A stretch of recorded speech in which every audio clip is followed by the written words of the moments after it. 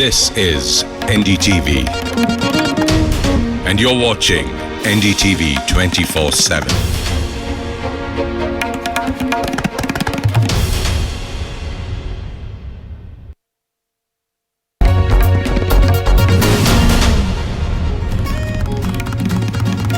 Good morning and welcome to our call-in show on COVID-19. I'm Anjali Istiwal, and answering your questions will be two doctors who are joining in right now.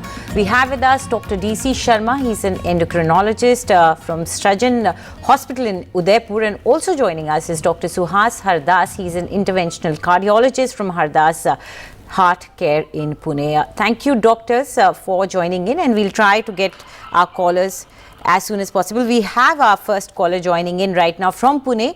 Dr. Sheetal Ghodke is with us. Yes, Dr. Ghodke, please go ahead and ask your question. Yeah. Very good morning. Good morning. My name is Dr. Sheetal Ghodke and I am a family physician from Pune. And my question is for Dr. Suhas Hardas. Right. Yeah, I just want to know what are the drugs found to be effective in treating COVID-19 infections currently? Right. Dr. Hardas? Yes, that's a good question, Dr. Sheetal, and good morning to all of you. Basically, I would start by saying that not a single drug has been found absolutely 100% effective, but there have been trials. This virus is new to us. We are still learning a lot about the virus. We are learning a lot about how to develop the vaccine, how to develop the immunity. What are the consequences? Is the immunity going to be long term? But during this period, if we have had sick patients presenting with corona infection, then there have been trials with hydroxychloroquine. There have been trials with azithromycin. People have tried drugs from the Zumab family. Then there is a drug called remdesivir, which has been tried in certain trials. There has been a French trial. There have been trials in the US. For more sicker patients, there are more options like giving high-dose steroids. In a situation where the patient is on ventilator and hypotensive, multi-organ failure, desperate situations like plasmapheresis has also helped. But the bottom line is that there is no single drug which has found to be very, very effective, and we are still probing, and we are still kind of in the haze as to which remedy or which drug will work the best. All right, and we are hoping and praying that a suitable treatment is found as soon as possible. Let's go across to our next caller. We have Suryaveer from Amreli in Gujarat. Suryaveer, please go ahead and ask your question. Good morning, madam. Good morning. My question is that I am an engineer and working in this Ultratech Cement. Right. My problem is that we are working in an office building, and there are so many offices in that building. Cabins are also there, and we are using centralized AC system. Right. Right. If one of our colleagues is suffered by this COVID, then through this centralized AC, other person can affect or not? That is my question. Right, Dr. Sharma. Yeah, good morning. It's a very interesting question, very relevant question as of now. What has been observed is the closed environment in closed air conditioning might spread the virus. So it would be advisable not to use the air conditioning right now, and to keep the windows open, to keep the surroundings more open would be a safer thing to be observed. Absolutely. So a well-ventilated room is what all the doctors have been suggesting. Yeah. So this is very important. But what about home air conditioners, doctor? Home air conditioners can be used as long as there is nobody infected in the home or no suspicion, nobody is sick. We can safely use the home air conditioners. There should not be any problem in using home air conditioning or the window coolers and likewise. Absolutely. So very important there. If you're working in an office which has central air conditioning, then maybe it's time to suggest your office administration to not use that and open up those windows, crack open those windows. We'll be bringing you more questions from Dharwad now. Krishna has joined us online. Yes, Krishna, please go ahead and ask your question. I am calling from Dharwad, Karnataka. Right. Hello? Yes, we can hear you. Please go ahead. My question is that, hello? Yes, My we can hear question you. is that, what measures are to be taken with regard to vegetables and fruits? Whether they can be used instantly or kept for some time. Right. Say about 48 hours like that. So fruits is something that they're concerned about, eatables like fruits or vegetables, doctor. Yeah. In fact, fruits and vegetables can be very well used. I mean, the only precaution to be observed is wash them thoroughly, wash them repeatedly, maybe with the lukewarm water or warm water, and you can safely use the fruits. There should not be any problem in using the fruits and vegetables. So you Right. can safely use. Right. What about, Dr. Hardas, what about certain people advising, and a lot of WhatsApp forwards coming about washing the fruits and vegetables with soapy water or disinfectants? How safe or how bad for the health, or how safe is it? I think, once again, it's a gray zone. We really do not know.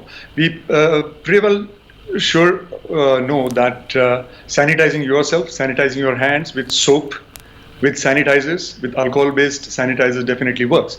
But whether the food articles, especially the fruits, can be washed to the extent of getting rid of entire corona that may be sitting on these fruits is very difficult to say. Right. But nonetheless, there is a clear evidence that whatever comes inside your house and whatever is kind of imported from outside, you have to make sure that it is exchanging hands least possible, and you sanitize them, whether you sanitize them with alcohol first and then wash them clearly and then use them, or you wash them directly with soap and water, is probably anybody's guess at this stage. But however, I would suggest some of the practices that have been ongoing, that have been suggested, and I've been reading on various social media, that people probably take these deliveries, bring home some fruits and make sure that they are washed thoroughly well, as Dr. Sharma said, with lukewarm water and soapy water, and then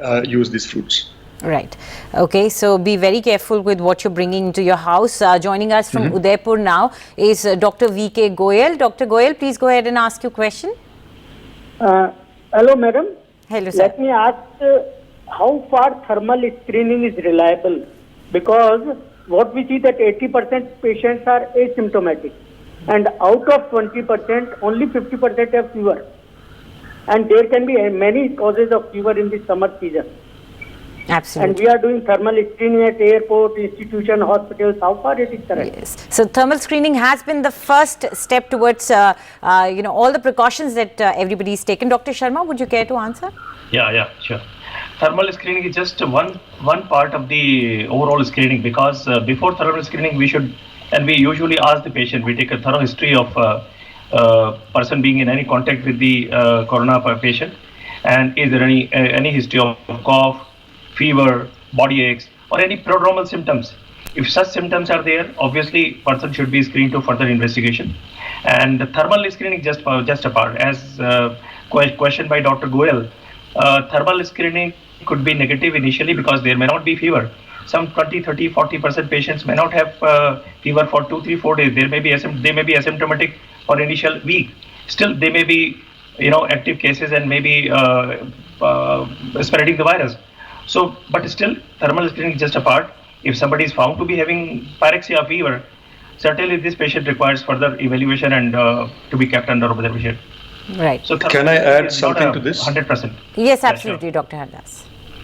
I think, Dr. Sharma, you're absolutely right, but it also provides a very rapid isolation or a screening tool, because in a mass screening, and sometimes that the fever can be because of variety of other causes, but nonetheless, it is a tool which is very, very easily available, and it can probably detect people in problem, people who are actually patients and not just asymptomatic carriers, and help isolate these patients as soon as possible. So it's a good, quick test to isolate people who are infected or who are at a higher risk of having problems. Right, absolutely. It's time to employ almost every tool that we have, no matter how small or big. Joining us now is Mr. Qureshi from Nanded. Mr. Qureshi, please go ahead and ask your question. Hi, sir. Dr. Suhas Hardas, sir. Very good morning. Sir, my question to you is that are there any other pathies effective in COVID-19 like homeopathy or Ayurveda?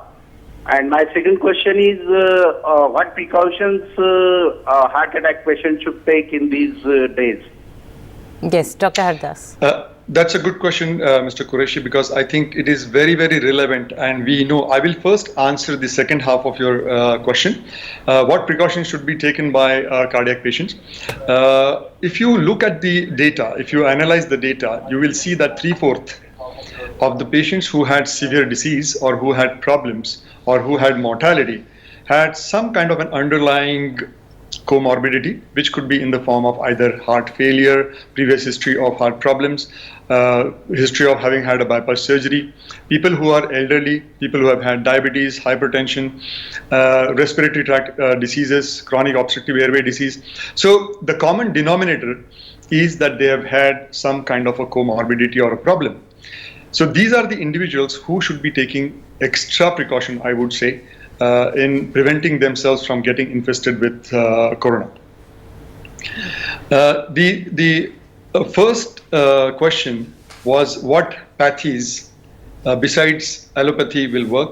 I think a lot of discussion went on about the use of camphor in these patients. I think various experts have expressed their opinion.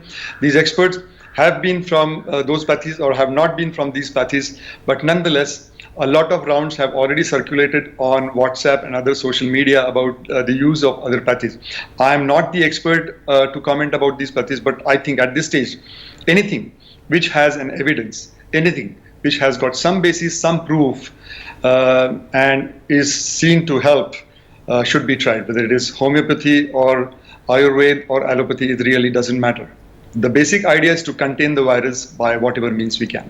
Right. We're going to take a very short break now. When we come back, we take some more callers on air and answer their questions. Short break now.